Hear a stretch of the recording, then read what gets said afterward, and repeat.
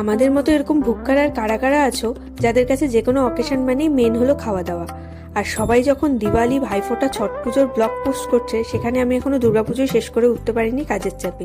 তো যাই হোক, সেই দিনটা ছিল অষ্টমীর রাত, আর আমার আউটফিটটা ছিল ঠিক এটা। তো কেমন লাগছে আমাকে অবশ্যই কমেন্ট সেকশনে লিখে জানিও। সেই রাতে আমরা বেরিয়েছিলামই রাত 1টার পরে, তাই 1-2টো ঠাকুর দেখতে দেখতে আমাদের বড় জোর খিদে পেয়ে যায়, আর আমরা চলে যাই KFC-তে ডিনার করতে। তারপর প্রতিমা দর্শন করতে করতে আমাদের প্রায় সকাল হয়ে যায়। সকাল হয়ে গেছে ঠাকুর দেখতে দেখতে। ছুটি হচ্ছে আমাদের, তো আজকে আপনারা জানতে পারছেন রাত্রে বেরোচ্ছি, সকালে বাড়ি করছি। অন্য সময় তো সকালে সূর্যটা ওঠা দেখতে পাওয়া যায় না, এই সময় দেখা যায় কিভাবে রাত্রে সকাল সকাল পাওয়া যায় খাচ্ছিস, হজম হবে।